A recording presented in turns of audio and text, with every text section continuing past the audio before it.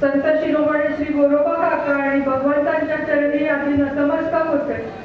आपल्या महाराष्ट्राचे लाडके उपमुख्यमंत्री आणि ज्यांच्या येण्याने माझ्या या प्रचाराला आणि मला खरोखरच बळ मिळालंय. फडणवीस साहेब आपली फॉर्म भरताना वाट बघत होतो, पण आज आपण आला. थँक्यू. तुम्हाला माहीत नाही की तुमच्या येण्याने केवढा भाषण चुकणार आहे, पण एवढं निश्चित बोलते की तुमच्या येण्याने मला वैयक्तिक खूप बळ आणि माझा विजयावरचा विश्वास काम झालेला आहे. तुम्ही पाठीशी असाल तर ही निवडणूक 1001% मी जिंकणार आहे. आमच्या धाराशिवचे पालकमंत्री तानाजी सावंत साहेब ज्यांनी फॉर्म भरताना म्हणजे मला शब्द आहे की त्यांनी स्वतःहून म्हणाले की मी बहिणीसाठी छातीचा पोट करून उभं राहील. माझं भाग्य आहे की माझ्या पाठीशी एवढे कणकर भाऊ उभे आहेत. आपल्या बार्शी तालुक्याचे भाग्यविधाते आमदार माननीय राऊत साहेब ज्यांनी माझी उमेदवारी खेचून आणली आणि पहिल्यांदा ते म्हणाले की काही फॉर्म तुम्हाला तिकीट डिक्लेअर होताना मी तुमच्या पाठीशी होतो, आता तुम्हाला निवडूनच देणार. मी खरंच त्यांची ऋणी आहे. तुळजापूरचे आमदार माननीय राणाजगजितसिंह पाटील, सुनील चव्हाण साहेब, गोपचडे साहेब त्यांना पहिल्यांदा भेटते खासदार झाल्यावर. कॉंग्रॅच्युलेशन. इथं व्यासपीठावरील सर्व महायुतीचे पदाधिकारी नेते, इथं जमलेले सर्व बार्शी परिसरातील सर्व वडीलधारी मंडळी, ग्रामस्थ, आवर्जून उपस्थित असलेल्या महिला. आज सगळ्यात प्रथम तर मी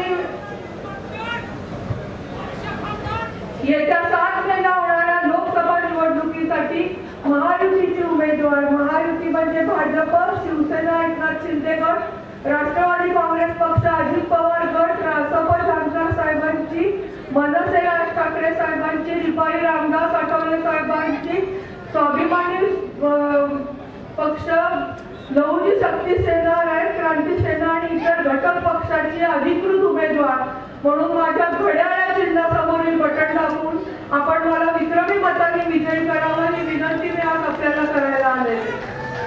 मी जास्त बोलणार नाही. मला दोन तीन गोष्ट फक्त क्लिअर करायची की ही निवडणूक अर्चना पाटील विरुद्ध कोण अशी नाहीच आहे. ही निवडणूक मोदीजी वर्सेस राहुल गांधी अशी निवडणूक आहे. कोणाला देशाचं पंतप्रधान करायचं, कोणाच्या हातामध्ये देश द्यायचा, कोण देशाला सुरक्षित ठेवेल, कोण देशाला महासत्ता करण्याकडे घेऊन जाईल, ही ठरवणारी निवडणूक आहे. आणि मला असं वाटतं मागच्या 2 टर्ममध्ये मोदीजींनी आपलं नेतृत्व सिद्ध केलं. मी मोदीजींचा सगळ्या योजना सांगणार नाही, सांगत बसलो तर आपल्याला रात्र सुद्धा पुरणार नाही.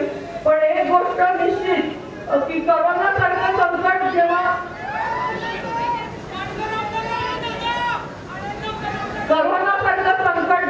जगावर आलं होतं,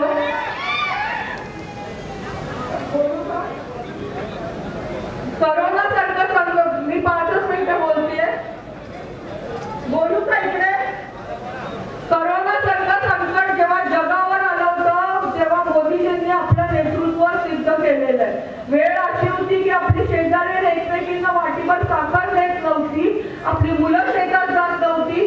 अशा वेळेस मोदीजींनी जगातल्या 1 नंबर लोकसंख्या असलेल्या देशातल्या प्रत्येक व्यक्तीला 5 किलो गहू ज्वारी तांदूळ दिली. एका कुटुंबात जर 7 व्यक्ती असतील तर 25 किलो गहू ज्वारी तांदूळ आली. लक्षात घ्या की म्हणजे ही योजना आता पण चालू आहे, अजून 5 वर्ष चालणार आहे. पण जेव्हा जग बंद होतं तेव्हा मोदीजींनी आपल्याला जे धान्य पाठवलंय त्याचं महत्व जास्त आहे. मोदीजींनी आपल्याला दिलासा दिला की घाबरू नका, मी तुमच्या पाठीशी आहे, काहीही तुम्हाला होऊ देणार नाही. ताप यायचा, आपण प्रोटीनची गोळी घ्यायचो. 4 दिवसांनी डॉक्टरकडे गेल्यानंतर डॉक्टर म्हणायचे करोना झालेला आहे, उशीर झाला यायला. आणि आता जसे व्हॉट्सअप ग्रुपवर वाढदिवसाच्या शुभेच्छांचे फोटो असतात तेव्हा श्रद्धांजलीचे फोटो. मी एवढं रंगून याच्यासाठी सांगते की तो काळ आठवा, तो काळ किती भयानक होता. आणि अशा वेळेस मोदीजी आपल्या पाठीशी देशाचे मुखिया म्हणून खंबीरपणे उभं राहिले. या तापावर औषध काढलं, ते भारतात निर्माण केलं आणि आपल्या जगातल्या 1 नंबर लोकसंख्या आपल्या देशातल्या प्रत्येक वाडी वस्तीवर 0 ते 18 बाळापर्यंत ती मोफत लस पोहोचवली.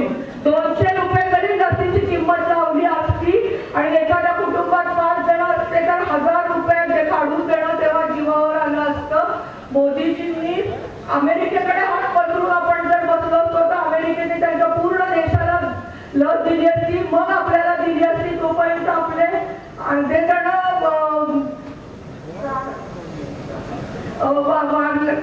मृत्युमुखी पडले असते. मी फक्त ही 2 उदाहरणं दिली की मोदीजींनी आपलं नेतृत्व कसं सिद्ध केलेलं आहे. आणि परत एकदा तिसऱ्या टर्मला मोदीजी 1001% पंतप्रधान होणार आहे. महिला म्हणून मला एक गोष्ट आवर्जून सांगावीशी वाटते की जे मोदीजींचं एक कार्य मला जास्तीत जास्त भावलंय किंवा जे आमच्या महिलांना इम्पॅक्ट केलंय ते म्हणजे 12,000 रुपये शौचालय दिलेले आहे. पूर्ण जगातल्या 1 नंबर लोकसंख्या असल्या देशाला 12,000 रुपये देऊन स्वच्छ भारत मिशन अंतर्गत म्हणजे पहिले पुरुष पंतप्रधान होते 75 वर्षानंतर ज्यांनी लाल किल्ल्यावरनं स्वच्छ भारत मिशनची घोषणा केली आणि पूर्ण देश हागणदारी मुक्त केला. आम्हा बायकांना फक्त 2 गोष्टी पाहिजे होत्या, एक म्हणजे गाव दारूबंदी आणि दुसरी हागणदारी मुक्तता. आणि ते काम मोदीजींनी केलंय. आता मोदीजी दुसऱ्या भेटल्यावर मला मी दारूबंदी देशात करा आपण आता बोलायला नको की मागणी नक्की करेल. मला वाटतं मोदीजींनी आपलं नेतृत्व सिद्ध केलंय. 1001% मोदीजी पंतप्रधान होणार आहे. संसदेमध्ये मोदीजींनी सांगितलंय की येत्या 3 वर्षात ते भारताला 3 नंबरची अर्थव्यवस्था करतायत. म्हणजे जपान आणि जर्मनी सारख्या देशाला मागे टाकून आपण 3 नंबरची अर्थव्यवस्था होतोय. मी तुम्हाला याच्यासाठी सांगतेय की मोदीजी तर पंतप्रधान होणार आहे, देश विकासाकडे जाईल. पण फक्त आपला प्रतिस्पर्धी उमेदवार जॅक किंवा टॉमी येतो म्हणून जर आपण निवडून दिला तर ही विकासाची गंगा आपल्या बार्शीपर्यंत येणार नाही. त्यामुळे हात जोडून विनंती येत्या 7 मेला विचार करून मतदान करा. आणि मोदीजींनी सांगितलंय की त्यांना बहुमत हवंय, आपली बार 400 पार.